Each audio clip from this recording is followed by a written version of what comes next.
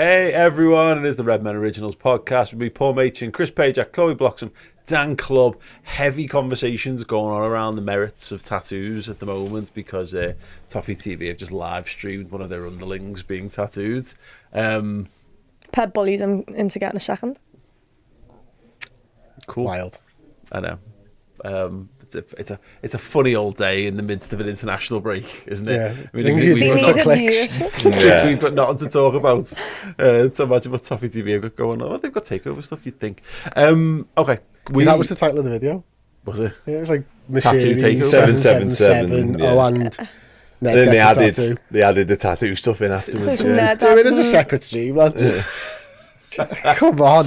Yeah, they're occupying themselves anyway. They're keeping themselves happy, whatever it takes. We are going to be discussing the Head's going to do the third tattoo.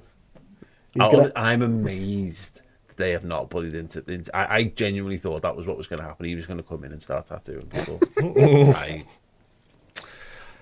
Wild. Yeah, it's a good job we haven't got an HR department, is all I'll say. Right, we're going to be discussing the next 7 for Liverpool when the international break is over. The Reds are back in action. There's a run of 7 games until the next international break. And we're going to have a look at them, 4 in the league, 3 in the cup, and have a little chat around the obstacles facing the Reds in that. And then in part 2, we'll see how well that goes. There might be a bit of overspill, but we'll have a little bit of a chat about the Director of Football news as well. So, yes. Yeah, as mentioned, Chris, 4 League, 3 Cup. On paper, it's a pretty nice run of fixtures, but anything from it particularly stand out for you? The derby, funnily enough, being the 12:30 kickoff, is the main one. Although, if it wasn't a derby, if it was just any other club playing Everton, you'd think that they would probably win the game. Jurgen's shown so much sort of disrespect to Everton in his lineups over the last few years, which I think hurts them more than anything. I kind of enjoy that sort of extra needle that's given to the derby by Jurgen. I think Liverpool are miles better and will be better than Everton, and it should be a game where we win quite comfortably, to be honest with you. And after that, I'm looking at all of these fixtures thinking, we can win every single game here if that's what we want to do. I think the only reason we wouldn't win 7 is maybe we make a couple too many changes for the games that maybe we see as don't matter quite as much. Yeah, which could be the derby, because you're right. I think there's a thing, Dan, where Jurgen often has looked at Everton over the years and gone, they know their shit as well. Mm-hmm. So if I put out a weakened team, it's basically telling them that every worst fear they have about their own abilities is true. And it actually, whereas some football clubs would be emboldened going, here's our chance here. They go, oh God, we're so bad that he won't even play as good players against us. You know, like Pedro Quirivella sat rubbing his hands in anticipation, waiting for the call up. So yeah, I agree with Chris's point. I think for me, the Merseyside derby, but actually the Bournemouth League Cup game, which is sort of in the middle of this, it will totally depend on what we're trying to do. They might be the Bournemouth in particular might be the thing that's the stumbling block to winning all 7, because what team do you put out for that game? Yeah, quite possibly. Before going, I just want to say nice use of needle a moment ago, Chris, when we just talked about tattoos. That was really well done. Yeah. But yeah, absolutely right. It never ceases to amaze me, really, the disrespect that Jurgen Klopp has sort of placed on the derby since his arrival in terms of the teams he's put out. It shocked me almost every time. The FA Cup one, when obviously Curtis Jones gets that win, that team was just ridiculous. Like who was it? Lavucci started at left back, and people who just never seen that. Phillips came back from Stuttgart for a game, and then went back to Germany. It's just outrageous what he's done in the past, and he's continued to do that. And Solanke led the line once. Just nuts teams. Like, you constantly start Origi, apart from the one where he comes off the bench and scores the winner, of course. But yeah, I think in terms of what's coming next, it will be interesting, and it is a friendly looking sort of set of fixtures before the next international break, of course. The 12:30 thing is definitely a thing. The fact that it's a derby adds a little bit of extra spice to it, of course, but there's a couple of enforced changes in terms of we're not quite sure whether Gakpo will be ready for this weekend and stuff like that, and obviously the Robertson injury layoff is going to mean we're going to see a lot of Timmercast, but again, it's a kind set of fixtures to see Timmercast in for me. So yeah, it's all sort of stacked in Liverpool's favour for a little while, and it will be interesting to see how Klopp goes about the rotation and that. But I think the League Cup game with Bournemouth, and the fact it's Toulouse as a double header, and the fact it's obviously the Europa League, that again means that you can afford to rest and rotate and be clever with what you've got. And we've got 5 attacking options when Gakpo is back, and we've been relatively lucky and fortunate, it looks like, with his sort of prognosis and how long he's going to be out. So yeah, I'm extremely confident heading into this next set of games, because I see no reason whereby we can't come out of this with an absolutely unblemished, perfect record. I've got one major question for anyone who's watching live on YouTube for us. What do you think Dan's drink is? Don't tell them. I want to get some answers in the comments here, because I've got to be honest with you, I've got no fucking idea. Nobody gets it. It looks like peach juice or something mental. I like reckon that to it's me. high in electrolytes. It smells really good. Nobody answers that right. I think it looks like, you know, when you're at a dentist and you have to take a drink and then it just falls and like it's your in mouth.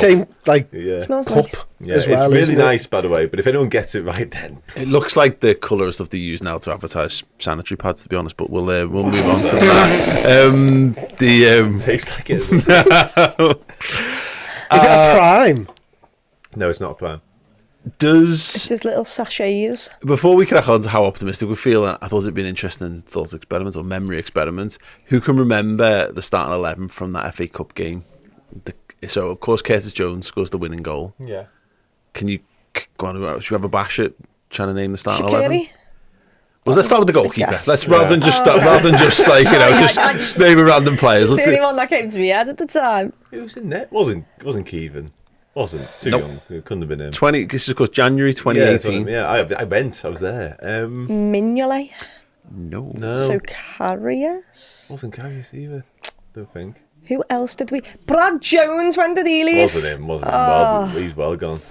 I mean, actually, the BBC website have got this very wrong, because they've got the same goalie, I think, on the bench as in there. I can't be right. I'm gonna verify this. Carry on. History.net. Yeah, LFC history. Who else was knocking rounds off? It can't have been Ali, can it? Who else was knocking rounds No. off? The one who went to Leicester? Danny Ward. Wasn't him. Well, this is what I'm getting verified, because I can't see how. I mean, it's definitely not the player that the BBC website have got on. So I'm just going to quickly. There, it's Casper Schmeichel or something. Who did that? You feel very confident that it wasn't. They this added as guy. Adrian, and Adrian didn't join us until The league, you won the league. The year we won the league. That Norwich Yeah. game when Alisson got hurt. Yeah, exactly. So I'm just going to double check that. Go through some of the. Who was right back? Was Jerry Gomez in our first team? Joe Gomez was in the team. Yeah, correct. Did Phillips start? Then he's at the right back. I'm pretty sure that Phillips did start that one. And he was definitely there on the day. He's maybe on the bench. Klein. I tell a lie. It was actually. Oh no, wait there. Klein Yeah, with go us still at Trent. that point. Klein would have been around. He scored. He played against United, didn't he? That one random game. Just I'm unconvinced that this is the team now that I'm looking at it. I'm sorry. So confused. I've confused myself. Let's move on. Great segment, Paul. Great segment.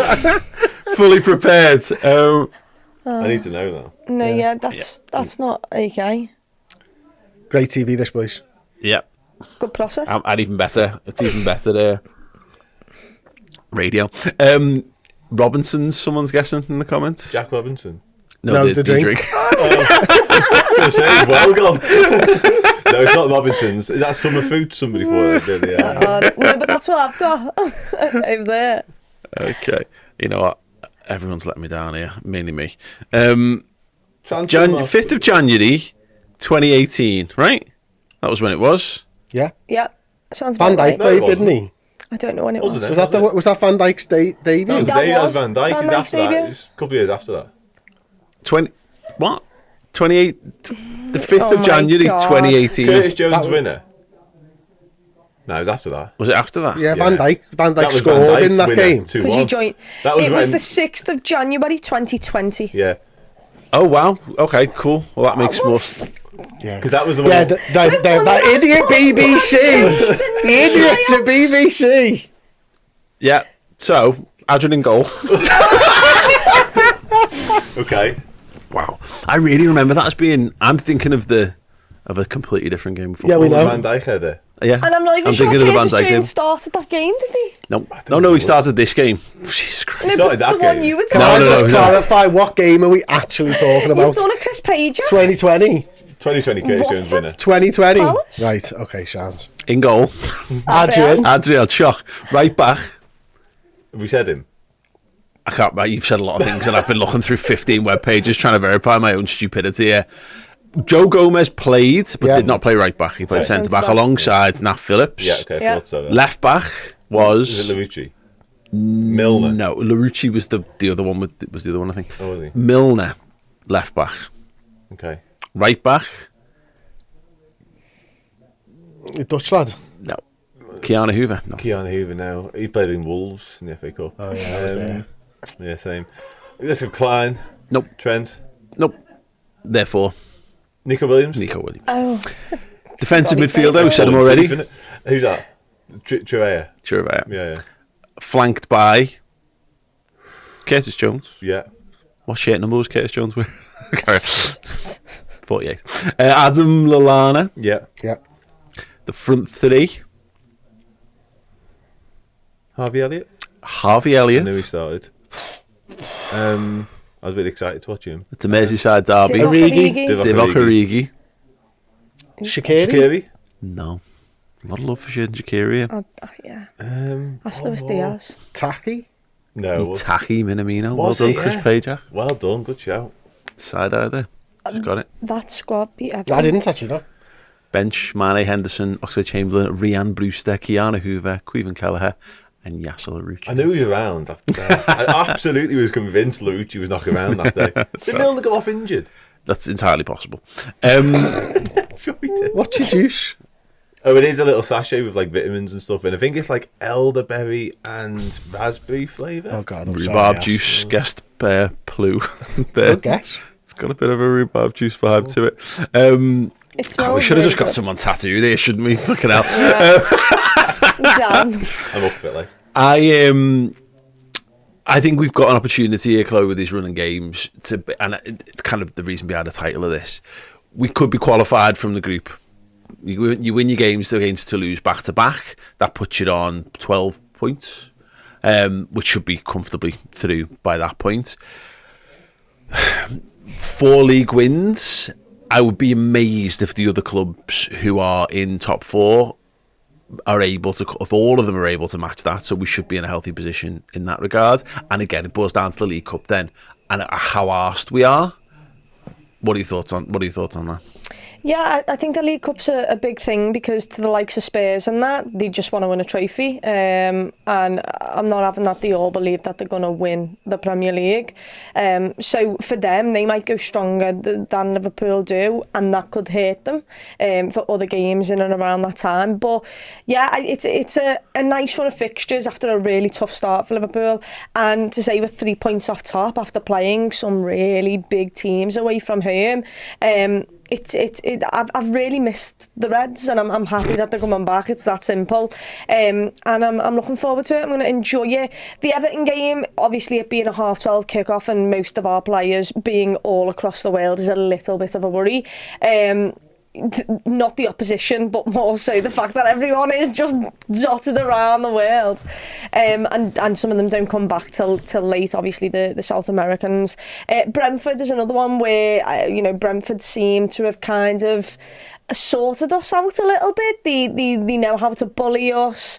The big from set pieces, but the rest of those teams, I really like the look of them, and a lot of them are at home as well, which is a big thing. I think that is important, isn't it, Dan? Because I looked at that and went, actually, people are making light of this, but we've dropped points to all of those teams in recent times.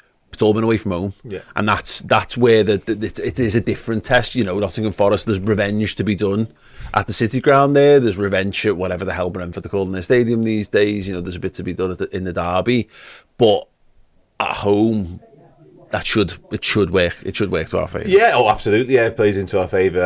In terms of sort of on paper, in terms of who we're up against and the opponents, the kind fixtures, and then you add in the fact that a lot of them are at Anfield, and it really couldn't have been much kinder. Just on the League Cup, I think we will heavily rotate. But I think Bournemouth might have to rotate as well, because they're looking over the shoulder to relegation, so their priorities are different. Like you mentioned Tottenham there, and they will be after silverware. Bournemouth will look at this and go, see, it's a bit of a distraction really, and a bit in the way as opposed to what they want. So I think it'd be 2 rotated sides going head to head, and in that instance we should win that game. So again, I see no reason why we can't be clever with what we do over the next few weeks while continuing to win football matches. And you can almost, we haven't done it enough this season, in my opinion, sort of getting the ascendancy and getting the box seat and have it all wrapped up nicely in a bow by the 60-minute mark, and then you can take your lads off. We've not done that anywhere near enough, but this set of fixtures coming up and the fact of it, Anfield and all that sort of stuff does suggest to me that there are opportunities to go, right, that game's done by the hour mark, get the lads off and rest them. I think we'll go a little bit stronger than normal in the Bournemouth game, to be honest. I think that draw's kind of opening up to us anyway. I think, you know, is it United, Newcastle? Well, I've got one of the big fixtures. There's the round of 16 fixtures. So Arsenal, West Ham's obviously massive. Blackburn are going to knock Chelsea out. Burnley will knock Everton out. Man United play Newcastle. So it kind of opens up for us. But I think, moreover, I don't think any of the games we've played so far this season he's gone as weak as people have thought going into those games. Sure. And he's building Liverpool 2.0. You know, he's coined that himself. And what better way to get everybody on board with something than winning a trophy early doors, and the fact that it is in, well, is it February now or late January, whatever, it can just give everyone that we're on the right track, because I don't think Jurgen truly believes that we're ready to win the Premier League this season yet. He'll be really happy with the promise that they've shown and everything else, and you know, maybe he secretly thinks there's a chance there, but we know winning breeds winning, so why don't you just get everybody on board and be like, you know, Gravenberch, McAllister, Sobbers, like, this is what it takes to win at Liverpool Football Club. Let's make sure that we don't lose our one opportunity of getting some silverware first thing. There's definitely this thing of, because the quadruple challenge season is obviously falls flat on its face, as we well know, but we're all, you know, happy to come away with the 2 domestic cups that year, but they felt like consolation prizes almost, and they can often mark the end of a club's spell where, okay, you can't challenge for the big honours anymore, so your manager will go and hoover a bit. Wenger famously did that with Arsenal, couldn't get near the league, go and grab a few FA Cups and keep the good vibes going, whereas actually this, you know, if we'd not done a rebuild, that would feel a bit more like this, you know. And I don't think anyone would be arsed if you look at the end of Klopp's reign and you can put all the trophies out in front of him that he's won, and there's 2 or 3 FA Cups and a couple of League Cups or whatever on there, great. But if you do it with a new team, it feels like you're saying there, it's priming them for what comes next. It's like, it's rubber banding back up to being on top. It's not seen as so like, oh, well, we can't get anything else, so we're going to go for this. It's like, okay, well, we're maybe not ready for everything else, as you say, so let's teach it, because that winning mentality it's impossible to teach.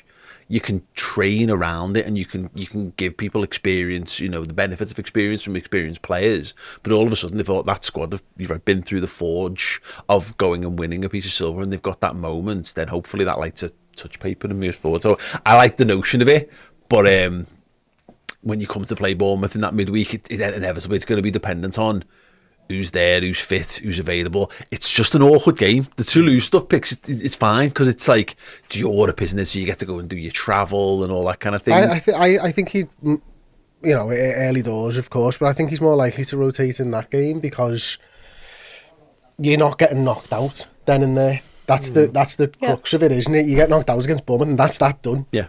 You know what I mean? Whereas you can kind of rotate in Toulouse knowing that you've still got another couple of games to sort your problems out. No, it's an interesting point. But ultimately, again, it's like we've seen in the last week or two.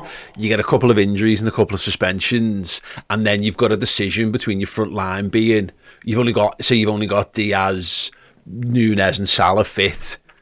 You've then got that thing of like, well, how many of them are starting in the midweek? And that's when, you know, I guess it's a challenge for someone like Ben Doak or whatever to step up. But yeah, it's too early to predict exactly how it'll go. But I agree, there's no reason why Liverpool can't make a good fist of it. I was trying to get up the dates for the rest of the EFL Cup. I'm gonna give us a second. I will find them, because I always go this time every year. We normally get through that first round at least, and we're going, okay, cool. And you get through the next one, and then you realise when they get played. January, isn't it, mate? Well, there's always like a 2-legged semi-final in the middle of January. There's always Southampton with Southampton in the middle. Yeah, and we didn't score a goal for 3 games. So the third round, as we've just seen, was the week commencing the 25th. This round 4 coming up is the week commencing the 30th of October. Quarterfinals, yep, the week commencing the 18th of December, because we've been there before. Yeah, we came back off the World Cup to a League Cup game, didn't we? Yeah. That got moved. City. It got moved to after Christmas this time, whereas we've had this is where we had into all the problems with the Club World Cup and all that. It's always that, like, the week leading up to Christmas. Yep. Semi-final first leg. We had a nice sing-song. Week of the 8th. And second leg's week of the 21st of January. When you're in it, I'm always like, yeah, go ahead, go for it. When we're out, I go, that's the bullet there. Imagine playing those stupid 2-legged semi-finals in January instead of having a week off to recuperate. We'll see how well it opens up, but I'm not against it. I like going to Wembley and winning stuff. I'd like more of that. Let's circle back to the derby then, Chloe. They are rubbish, and they've been rubbish at Anfield for the longest of times. Dyche hasn't actually got the worst record at Anfield. It's not a great that record. belongs to Moyes, I think. Yeah, absolutely. Obviously, he was the Burnley manager that beat us during the COVID season and whatever. He's picked up a couple of draws and stuff there and thereabouts.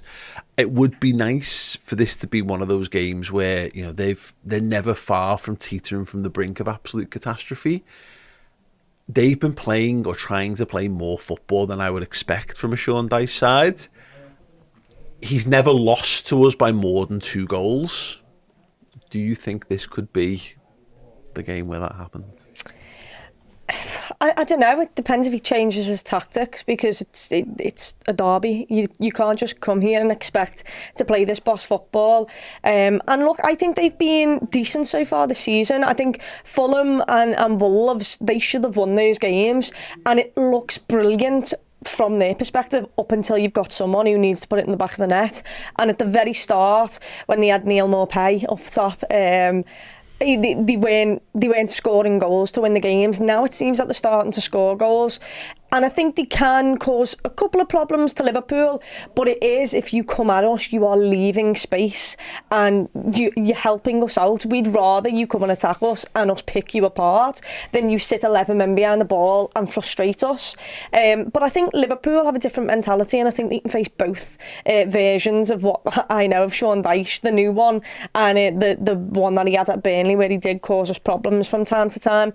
So yeah, I don't know. I never like being too overconfident with derbies, because it is still a derby. No matter how crap they are, I will still always fear the idea of losing to them because of how crap they are and how embarrassing that totally is.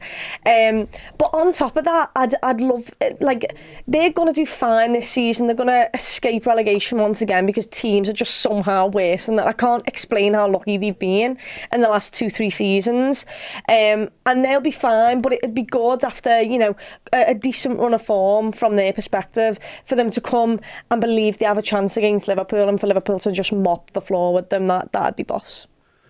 I don't think it will be more than 2 goals, for what it's worth. Like, it always seems like it's really tough to get a win. I think we've won 3 of the last 5. Maybe we drew 1-0 in there, and then obviously the one that they won during COVID and stuff. But the other one was when Virgil van Dijk nearly lost a leg. Yeah, they just seem to always make it difficult for us, and we always seem to struggle against them in those games for whatever reason it is, to sort of create and stuff. Even like, you think about the last game, I think it was Cody Gakpo's first goal for us, wasn't it? What a brilliant counter-attack it was, and we very nearly conceded a goal. And it was only for Darwin Núñez basically legging the full length of the pitch and getting the assist for Mo Salah that really we were able to then get on top in that game. So I think, 2-0, I'd take 2-0 now. And I'd be quite happy and comfortable with 2-0, but I'd be surprised if it was more like. Yeah, it needs to just be a run-of-the-mill game. That's the point about this upcoming set of fixtures. I'm here, by the way, for Liverpool, smashing aside all the Suns and doing whatever, doing all that kind of stuff. But actually, I want us to start being ruthless. I'd like us to just have some functional 2-0 wins, 2-0, a bit more. Usually you don't go 1-0 down. Well, yeah, that would help immeasurably. But I can't remember how the I Villa wouldn't game mind one of our went, little but 3-1ers like that though against them. Yeah. Just to give them the hope and then take it away. I could do with a break with them.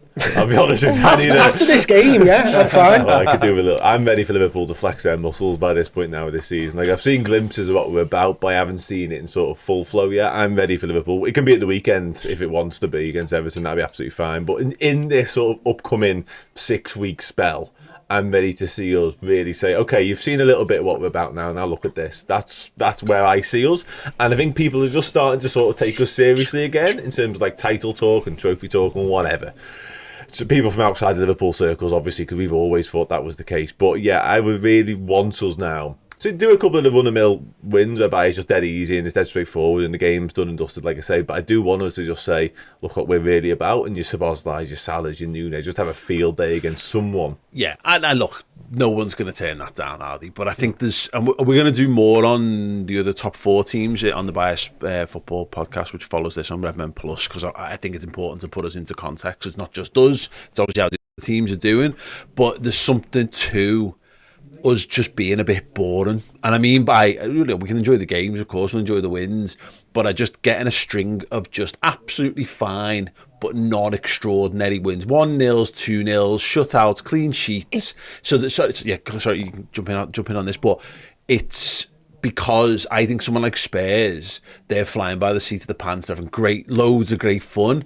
Us just go just to be, there's not even a sniff of, oh, Liverpool might drop something here. I'd like us to kind of put those foundations in. It's like with Manchester City where you see them win and it's like, it's boring that. Like, can't be bothered with it. And if Liverpool can become that team where everyone around us looks and sees Liverpool 1-0 up, can't be bothered. Like we like that's what you kind of want. Yeah. And I get so bored with Manchester City because it's the same. They're just a machine. Up until that Arsenal game, obviously. Until Rodri's suspension. Yes.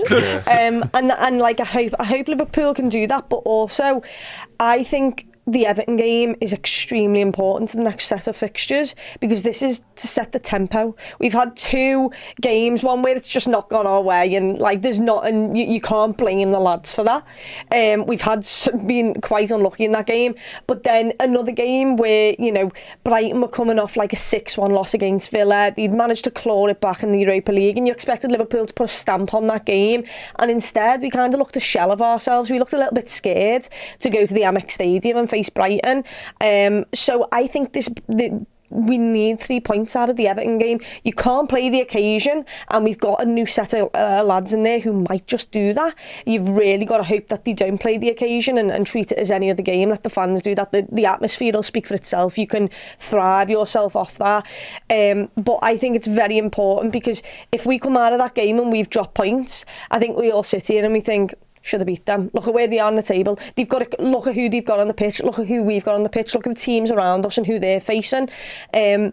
So I think Liverpool need 3 points out of that. I think part of Jurgen Klopp's strategy of just playing shitter sides against Everton has always been to take the occasion out of it. Mm-hmm. It's like you put your best side out and you almost acknowledge that this is a different game, whereas that you just looks at them and goes, this shit, so I'm not going to play my starting 11. Yeah. And then it almost just takes the legs out of it straight away. If I was playing any other team who was 15th, 16th in the league, I would treat them as such. I'm not treating this like it's Man City just because it's the Merseyside derby. Yeah, and I think that's why he's done it essentially.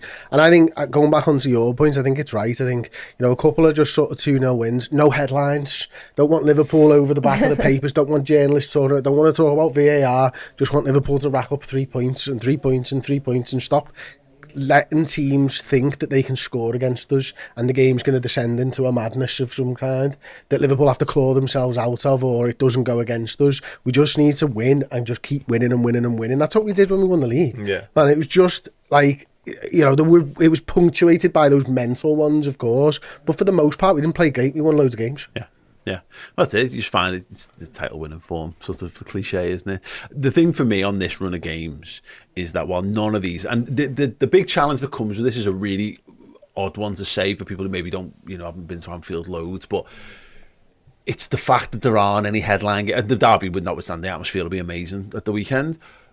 But it's those bunch of teams where there's an expectation that you're going to win, and how do you G yourself up? So it's not going to be a cauldron for all but the Merseyside derby of the Anfield games there. So it's on the team actually to go and put the performance in on the pitch, go and give the people something to cheer about. It's unfortunate, but that's right. Yeah, it's just how football. It's how football is. Yeah, exactly. I'd love it to be the other way around, where every single game, the ground is completely made up to be there, and they're singing loud and that. But unfortunately, football has changed, and maybe people misremember it anyway. You do need the team in these games, and hopefully they're able to put it in there. I saw a great conversation about this off the back of people talking about one of the games in midweek. I think it might have been the League Cup game or something.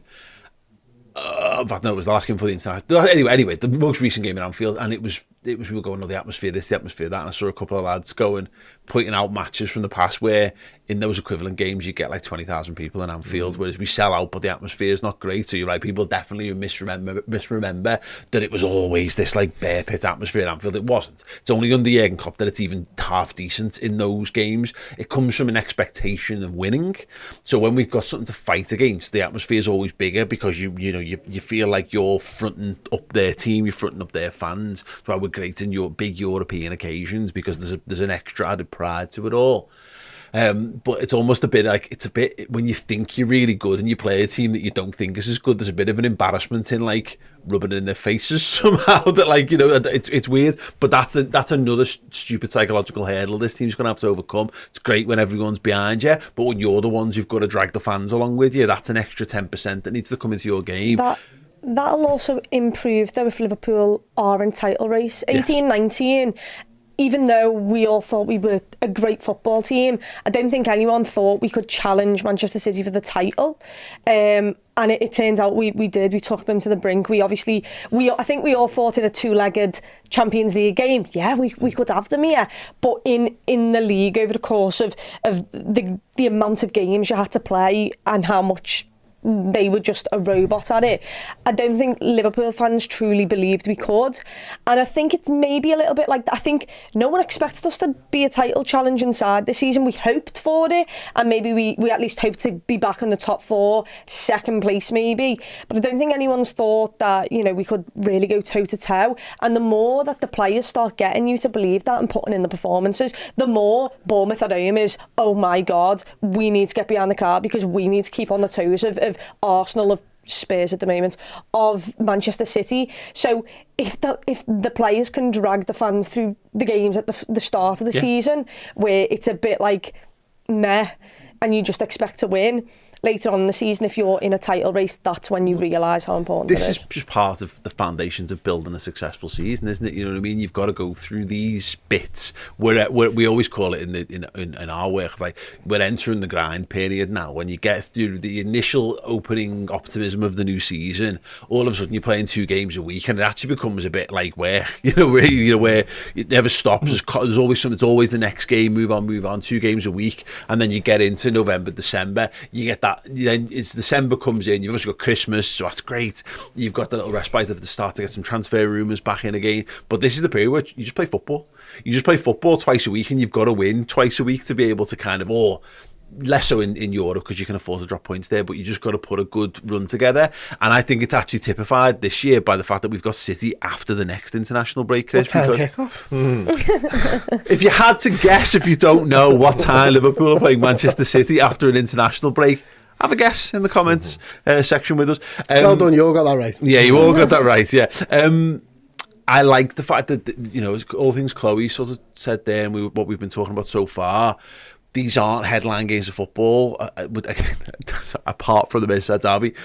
But you've got City at the end, and if you want that game to matter, then these games have to matter in the build-up. Well, listen, when we were having the discussion then about the atmosphere and stuff, I couldn't help but think if we were top, it would be completely different because we'd have something to lose.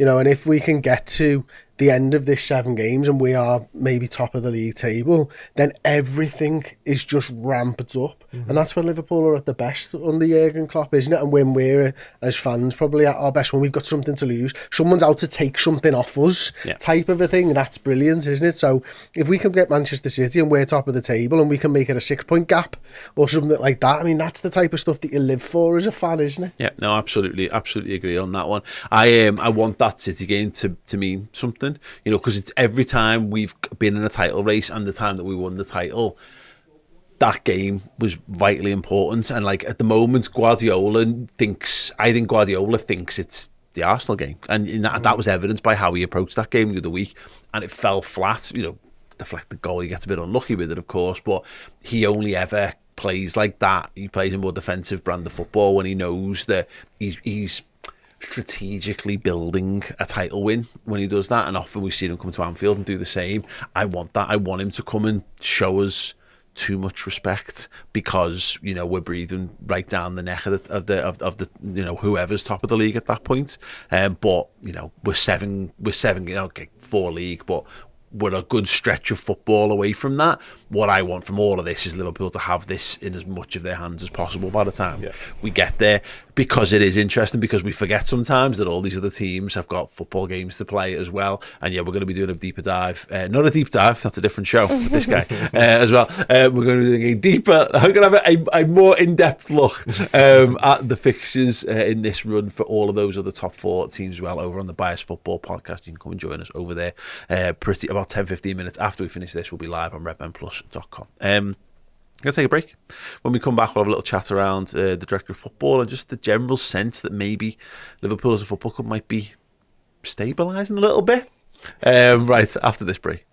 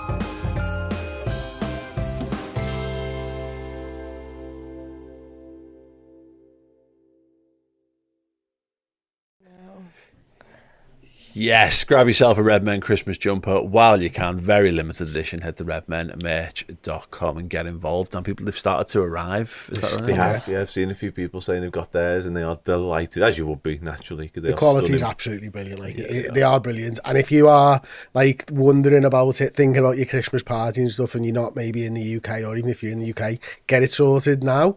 We know it's ridiculously early, but like, let's say you're in America and it arrives and it doesn't quite fit. You need time to be able to do that exchange, don't you? So we are thinking of you. Get your order in now, and we'll be able to sort you out. If you think it's ridiculously early now, bear in mind it's been like 2 weeks we've been selling these, so it's not as ridiculously early now as it was 2 weeks ago, and that's gone like a flash.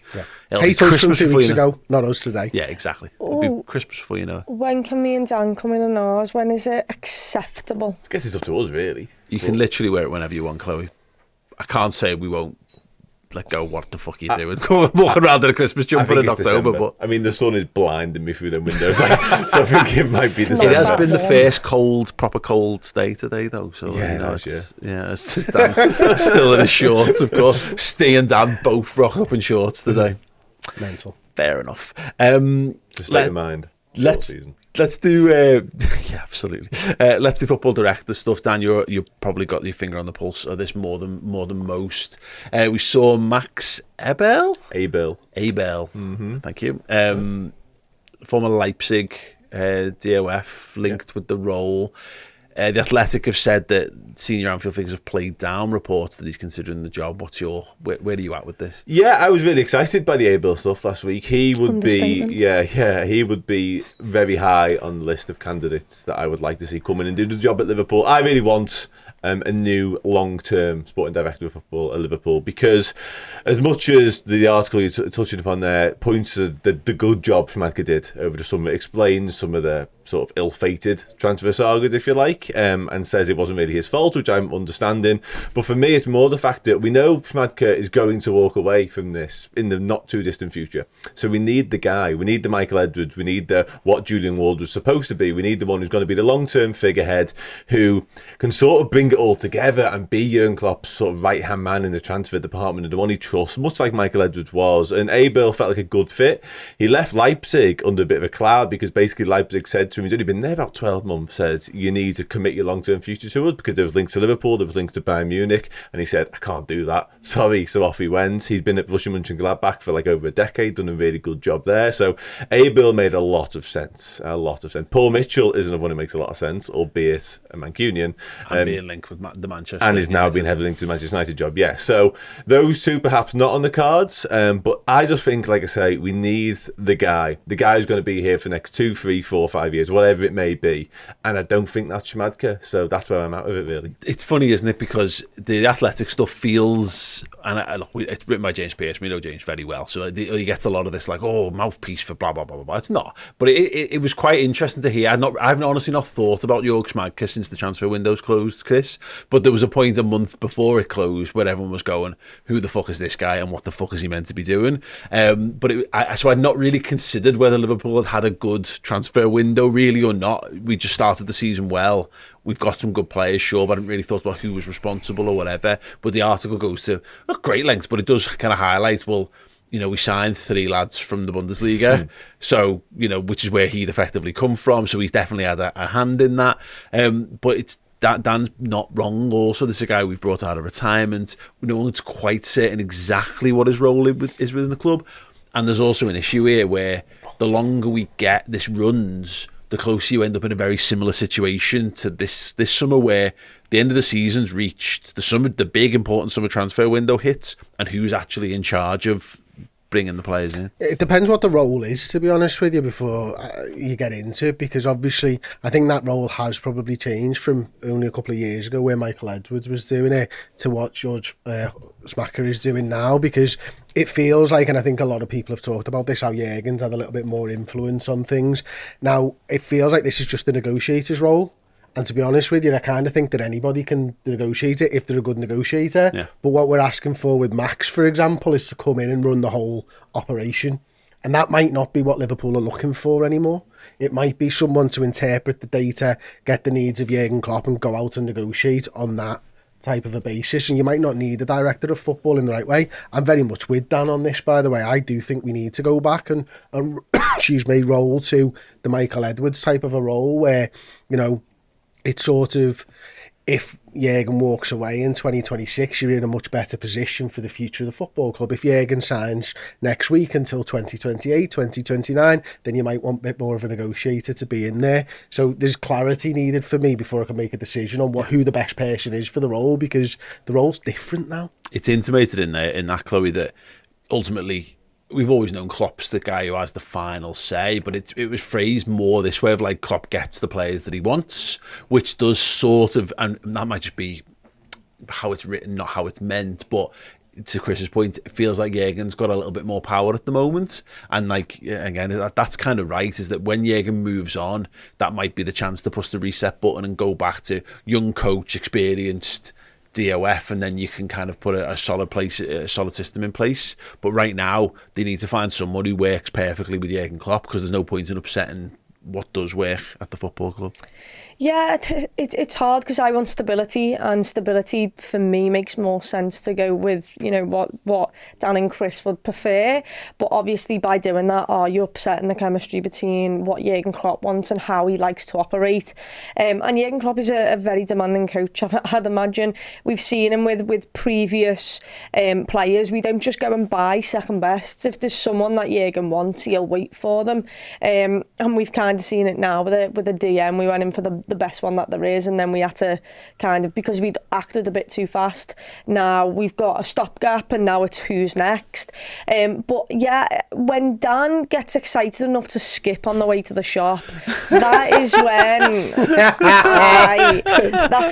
it got me a little bit excited. You skipped and got thrown under the bus with that one. Well done. I did. No, I'm happy to admit it. I'd have said it myself if you didn't. I really wanted Abel. I did. I think his record in Germany is outstanding, and he's just the type of guy, because he's not Edwards 2.0. Yeah. And he's not Jörg Schmadtke. He sits right in that sweet spot in the middle whereby he could work with Klopp, he could get the deals done, and he understands the data side of things. So you've got Will Spearman and people like that in the background. He could work he could oversee all of that perfectly. Whereas Schmadtke, to me, is just a deal guy.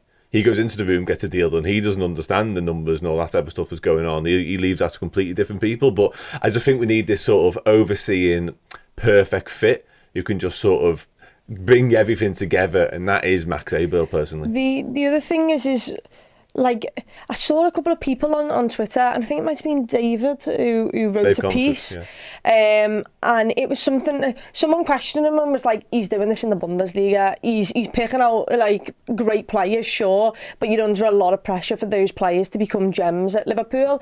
And what he basically said was that you're picking out players for the future and under the likes of Jurgen Klopp. Yet there's a lot of pressure, but you're getting these stars into us to begin with, and to develop them at a massive football club where at the moment they will get chances. So yeah, I think his track record is much better than Schmadtke's, and I'd like to see him be at the top of Liverpool's sporting director place, but I'm not actually sure how likely that is to happen anymore, because it seems like you've lost your excitement a little bit, and I go based off that. Yeah, it's interesting to know. You were kind of saying there, Chris, like, what is the role? What are you doing? What are you coming in for? Because that's an interesting point. Is that Liverpool? I think people look at this a lot and go, I saw people saying we paid off like £200 million to effectively Red Bull teams for a variety of their players over the years, who they bought in for a fraction of that price. This is, if we can get this guy can do that for us. It doesn't quite work that way at Liverpool, because we actually don't need to go and buy the 500,000, 2.5 million, 3 million players. We do need them a little bit further along, a bit more. But that's because of the way that the club's run. Ultimately, like, if we've got a guy, is it? What does Fallows do? Head chief of scout, I think. Oh, chief scout. Who's the guy who runs like the, not just the under-23s, but where they go on loan and head of loans and all that? Like, if we had a big partnership, and who is it? Hunter. Barry Hunter. Barry Hunter. Maybe, yeah. So if we had someone who's in charge, and really, like, you almost grow Liverpool's operations in that regard. Mm-hmm. You get more second clubs, third clubs type of thing, like the Red Bull group. Ultimately theirs fed in from, Austria to Germany, and then they'd blow up and go to play, places like Liverpool, Bayern Munich, etc., etc. Chelsea have always, I thought, done it quite well for England, where they hoover up all the young talent, they go out on loan, they make loads of money off their younger players. We've never really got our arms around that. Now, if you're looking for somebody to do that, where Liverpool can get that sort of £500,000 player and develop them under their umbrella over the course of 4 or 5 years before they hit the Reds, the actual Liverpool team, then that's brilliant. But that's a completely different, it's a complete pivot on what we've been doing. So you might need somebody like Bax who's able to understand that, etc., etc. But that's a whole side of the club that we don't have at the moment, I don't think, anyway. There's obviously Liverpool do buy young players, don't they? You know what I mean? We've actually, one thing that's been consistent, well, everyone's been going, Liverpool don't invest, don't buy players. We've consistently bought under 18s throughout this whole sort of period. Obviously, Doak's one of the most current ones, but Kate Gordon was another recent example, and so on. It's just interesting to know, like, what is your job? How much of it is scouting? How much of it is data? How much of it is just operating a team? How much of it is negotiations? What does your actual job look like? And it's funny because with Michael Edwards, it was a harder job because you've got to do the climb, but it's much easier when there's lots of problems to solve and you're inventing solutions as you go along. Whereas Liverpool should have all the systems in place, and actually, you could probably just do with a plug and play guy who's just very good at overseeing, as a variety of expertise or whatever. But this goes back to it. We don't really understand the role, to the point I've just found out Liverpool director of loan management is called David Woodfine.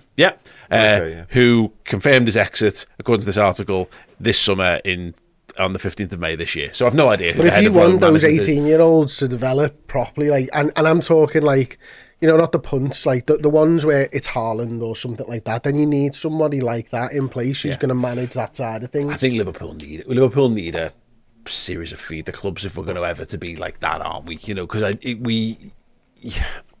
that low market is so volatile in how we do things. It'd be nice to have that connection. You don't know, but that might come down. I think that's a different conversation for a different day. But it will be.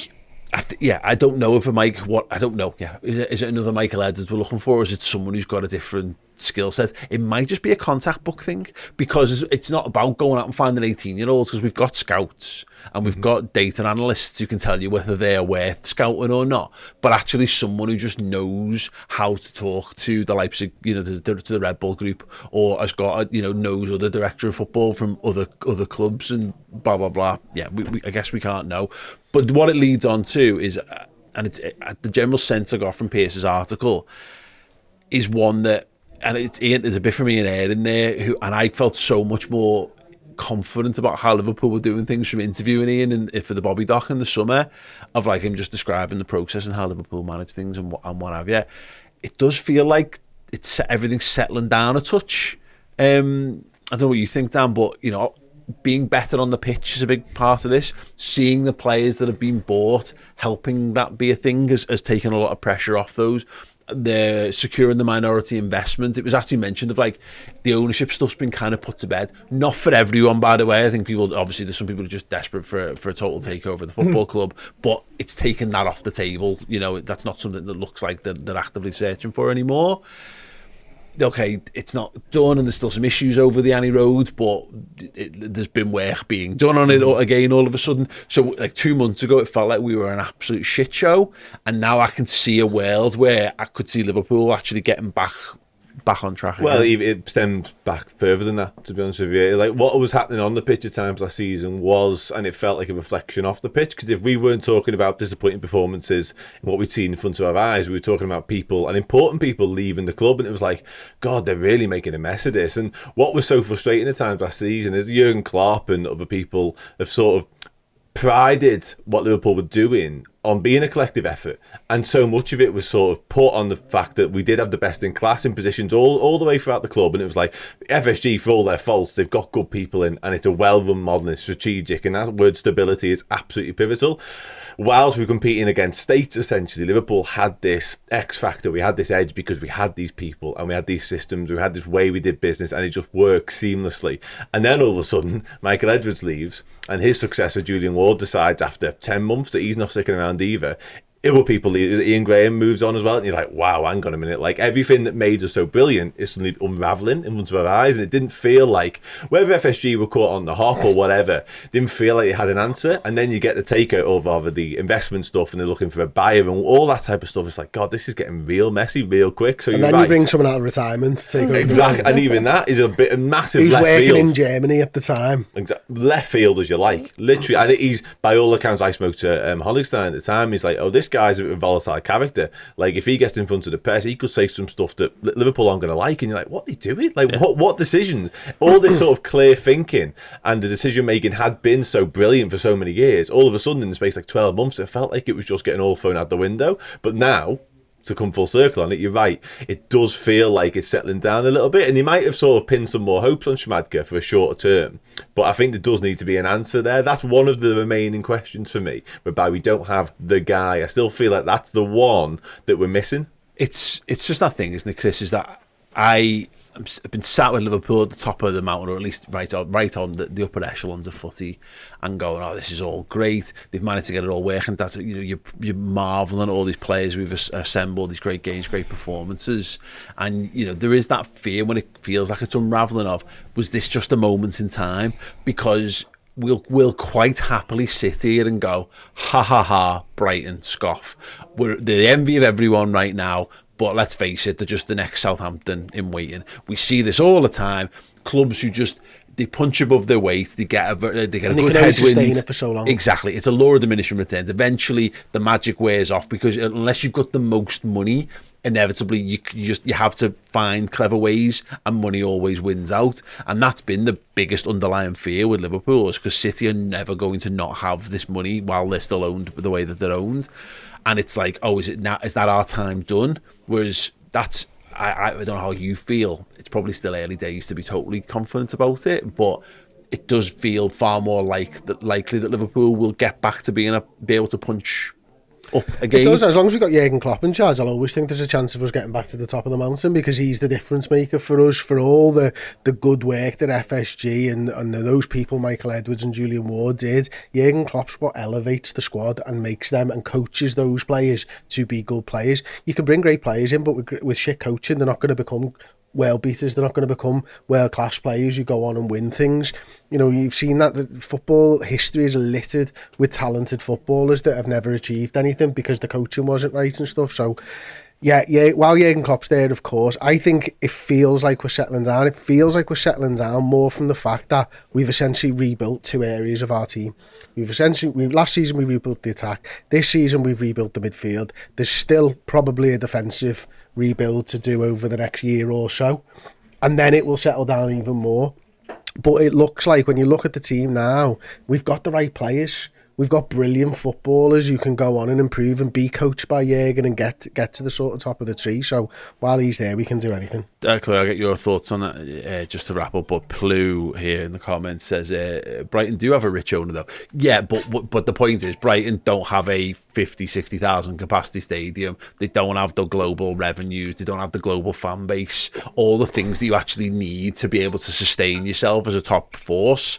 It's to get there takes. And they won't have the manager if they carry on like this. Well, exactly, you know, and that's the thing. And right now, they are in a pool below, and you're right, all the best players get poached by teams above, and the managers are going to continue to get poached. How do you sustain that before you get to the top is the big he's thing. Rich, but he's not like Man City, Newcastle, That's rich. Yeah.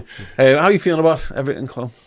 I'm excited. I've had 2 very, very boring weeks without club footy. I'm excited to see the Reds back. I'm hoping, that, we've all been on international duty, so when I say break, half of us haven't had a break. But I'm excited to get back at Anfield. I'm excited for the derby to be the first one. Hopefully it sets the tempo. And we go on a bosh on a form until another boring international break again. But I'm just excited. This team, I've bought into absolutely everything. The players, the manager, obviously. But every single player in that dressing room, I adore. I can get behind and fully support. And at this moment in time, they're giving me hope and they're letting me dream and believe. And if they can keep doing that and put us in with a shout for the rest of the season, then it's another boss ride watching the Reds, and that's all that we really can ask for. I am given the absolute shit show that is like Manchester United and the ongoing problems with the Chelsea, even though they have all the things that I think a lot of people clamouring Liverpool to have over the summer, and they'll get back to being a good side eventually. Both of them will. I do not want Raheem Sterling. Okay. Just put out Let's have Raheem Sterling. It's nice to, once the footy's underway and it's not all in hypotheticals, you start to have some physical evidence to back up whether you should think it's okay or think it's fucked or whatever. It is nice to kind of look around and go, yeah, we're just not the head news story anymore. We're not the absolute banter fodder anymore. Everything just seems to be kind of ticking along. Everyone's talking about Tottenhm. People are talking about Manchester City. People are talking about Man United. Nobody, and I know a week ago and a half ago, everyone was talking about Liverpool for completely different reasons. But I'm glad that we're not favourites for the title. I'm glad no one really thinks it. There's still really respected journalists and pundits who think Liverpool are a mess and they've got loads of issues, whereas it's kind of nice to kind of take a bit of a straw poll around the fan base and go, he's all right, are you all right, you're all right, yeah, I'm all right with it too, actually. I think we're doing all right, so yeah, good, long may that continue. Right, we're going to be carrying on the conversation over on the Biased Football Podcast over on redmenplus.com. We're going to be taking a look at the fixtures in this little spell for Manchester City, for Tottenham Hotspur, and for Arsenal. Yes, they're the team that are in there. And have a little bit of a chat around the teams in that little core below us, the Newcastles, Villas, Brightons, etc., and see whether and we the think ones any of them. below them, which are Manchester United and Chelsea. Correct, Mundo. We're going to be And doing... below them, Everton Football Club. below. Yes, we're going to have a good old chat around Man United's current woes, as well as they've agreed or on the verge of agreeing minority investment, but all it's done is make their fans even more angry. Gary Neville's put like a 7,000 word manifesto out on Twitter. The Prime Minister of Football's kicking off. Paul, the paper version of that tweet was unbelievable. He was cutting out fucking headlines from newspapers and doing it like a ransom note. Brilliant. So yeah, we're going to be discussing all that. Jamie Carragher having a laugh at his expense as well. So come and join us over on the Biased Football Podcast over on redmenplus.com. You can get it in video live. If you're right here now, head over there and you'll be able to sign up and get it in time. Or you can listen to it after the fact in podcast form as well. So thank you so much. Guys, absolute pleasure. Look forward to the derby. There'll be a match preview later on in the week. And of course, we'll be live for the watch-alongs at the weekend as well. So thank you so much for joining us. Have a boss week. Ta-ra. Thank you so very, very much for checking out the video. If you enjoyed it, drop a like. The season is now well underway. If you need extra Redmen content, be it podcast, videos, documentaries, interviews, and general shows, fill your boots on redmenplus.com today.